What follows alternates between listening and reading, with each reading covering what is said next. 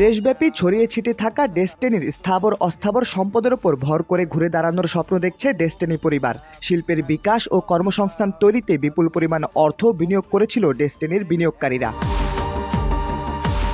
সময়ের পথ পরিক্রমায় স্পষ্ট হচ্ছে বিনিয়োগকারীদের যথার্থতা, কেননা বিনিয়োগকারীদের টাকায় কেনা অর্থে সম্পদের বাজার মূল্য বেড়ে হয়েছে কয়েক গুণ। দীর্ঘকাল ধরে হাতছাড়া এসব সম্পদের খোঁজ নিতে তৎপরতা শুরু করেছে ডেস্টিনি। ডেস্টিনি গ্রুপের যে 37টি প্রতিষ্ঠান, এই 37টি প্রতিষ্ঠানের অন্যতম একটি প্রতিষ্ঠান হচ্ছে সিস্টার কনসার্ন, যেটা বলা হয় সেটা হচ্ছে যে destiny printing and packaging limited. এই প্রতিষ্ঠানটার মূলত গোপীবাগে একটা চলমান একটা প্রতিষ্ঠান ছিল, এই প্রিন্টিং অ্যান্ড প্যাকেজিং লিমিটেড। এটাকে আরও ব্যাপক আকারে প্রসার করার জন্য, বড় আকারে ইন্ডাস্ট্রি করার জন্য, যেহেতু ডেস্টিনি গ্রুপ আপনারা জানেন যে প্রায় 45 লক্ষ বিনিয়োগকারী ক্রেতা পরিবেশক আছে এটার সাথে সম্পৃক্ত। তো এই তাদের নিজস্ব পণ্য প্যাকেজিং করার জন্য এবং নিজেদের ফ্যাক্টরিতে প্যাকেজিংয়ের কাজটা করার জন্যই মূলত এইখানে এই জায়গা নেওয়া হয়েছিল, যেখানে জায়গার পরিমাণ 59.50%। তো এটা মুন্সিগঞ্জের গজারিয়ার পাশে, মেইন রোডের পাশে জায়গাটা মূলত নেওয়া।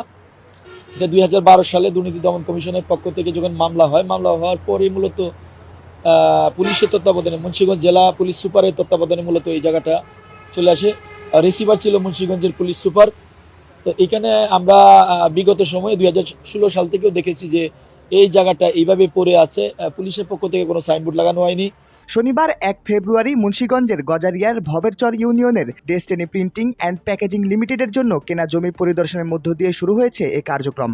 গ্রুপের ব্যবস্থাপনা পরিচালক রফিকুল আমিনের নির্দেশনায় সম্পদ পরিদর্শনের কার্যক্রম শুরু হয়েছে। প্রধান সড়কের পাশে 59.50% এ জমিটিতে সরেজমিনে গিয়ে দেখা যায় জায়গাটি দেখভাল করছেন তাহের আলী দেওয়ান নামের স্থানীয় এক বাসিন্দা। শুকনো মৌসুমে জমিটি পরিষ্কার করে সবজি ফসলাদি চাষ করেন তিনি। বর্ষার মৌসুমে পানি জমে গেলে মাছ চাষ করেন। এটা দেখি যে জঙ্গল টঙ্গল হয়ে থাকে, মুরগি টুরগি পালতে পারি না, এই যে কষ্ট করে পরিষ্কার করে রাখি।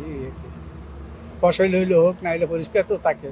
স্থানীয়রা জানিয়েছেন জমিটির বাজার মূল্য ন্যূনতম 3 কোটি টাকা হবে। 2012 সালে দুদকের করা 2টি মামলায় ডেস্টিনি সব কার্যক্রম বন্ধ করে দেওয়ার পর এ যাবতীয় সম্পদের দায়িত্বে রিসিভার নিয়োগ দেওয়া হয়। ঢাকার ভেতরের সম্পদগুলো মেট্রোপলিটন পুলিশের অধীনে এবং ঢাকার বাইরের সম্পদ জেলা পুলিশ সুপারের অধীনস্থ করা হয়। সে অনুযায়ী ডেস্টিনি প্রিন্টিং অ্যান্ড প্যাকেজিং লিমিটেডের এই জায়গাটি মুন্সিগঞ্জের পুলিশ সুপারের অধীনে থাকার কথা।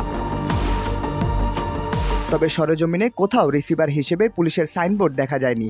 খোঁজ নিয়ে জানা যায় বিগত বছরগুলোতে কখনো রিসিভারের সাইনবোর্ড লাগানো হয়নি। দেখভালের দায়িত্বে কখনো পুলিশ আসেনি বলে জানিয়েছেন স্থানীয়রা।